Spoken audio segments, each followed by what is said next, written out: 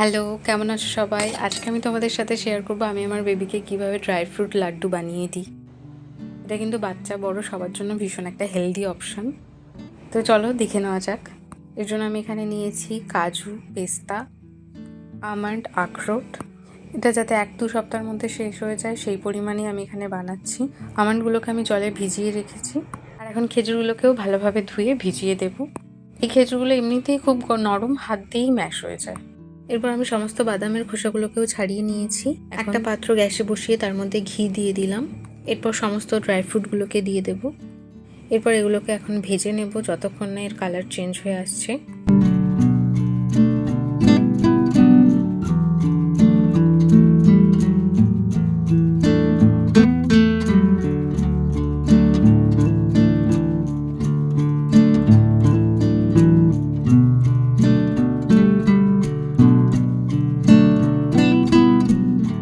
দেখতেই পাচ্ছ এখানে আমার ড্রাই ফ্রুটগুলোকে খুব ভালোভাবে রোস্ট করা হয়ে গেছে। এগুলো এখন কিছুটা ঠান্ডা হলে এটাকে মিক্সি জারে দিয়ে ব্লেন্ড করে নেব ভালোভাবে।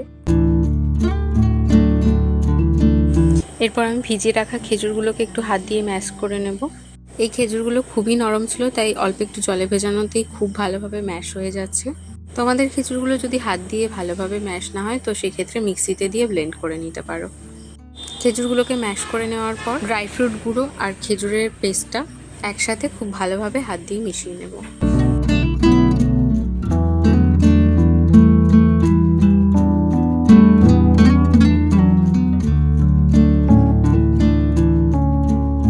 খুব ভালোভাবে এখানে আমার খেজুর আর ড্রাই ফ্রুট পাউডারটাকে মিক্স করা হয়ে গেছে। এখন এটা থেকে আমি ছোট ছোট কটা লাড্ডু বানিয়ে নেব। আমি যে পরিমাণ নিয়েছিলাম তাতে আমার 12টা মতন লাড্ডু হয়েছে এই সাইজের। আমি এখানে অল্প পরিমাণেই বানিয়েছি যাতে তাড়াতাড়ি শেষ হয়ে যায় 2 সপ্তাহের মধ্যে। আমি যখনই বানাই চেষ্টা করি যাতে 2 সপ্তাহের মধ্যে শেষ হয়ে যায়। তো এরপর এই লাড্ডুগুলোকে আমি একটা এয়ারটাইট কন্টেনারে করে ফ্রিজে রেখে দেবো। এরপর যখনই বাচ্চাকে দেওয়ার হবে তার কিছুক্ষণ আগে লাড্ডুগুলোকে বের করে রুম টেম্পারেচারে এনে তারপর বেবিকে দেব। আর এই লাড্ডুগুলো কিন্তু একদম নরম হয়, বাচ্চা খুব সহজে খেতে পারে। এই লাড্ডুটা কিন্তু তোমরা বানিয়ে রাখতে পারো। ট্রাভেলিংয়ের সময় এই লাড্ডুটা কিন্তু অনেক হেল্প করবে। এই লাড্ডু আর দুধ খেয়ে নিলেও বাচ্চারা কিন্তু খানিকক্ষণের জন্য ফুল থাকবে। তো ভিডিওটা কেমন লাগলো কমেন্ট করে অবশ্যই জানিও। ভালো লাগলে একটা লাইক অবশ্যই করে দিও। আর আমার চ্যানেলটাকে সাবস্ক্রাইব করারও অনুরোধ রইল। তো আজকের মতন টাটা, সবাই খুব ভালো থেকো।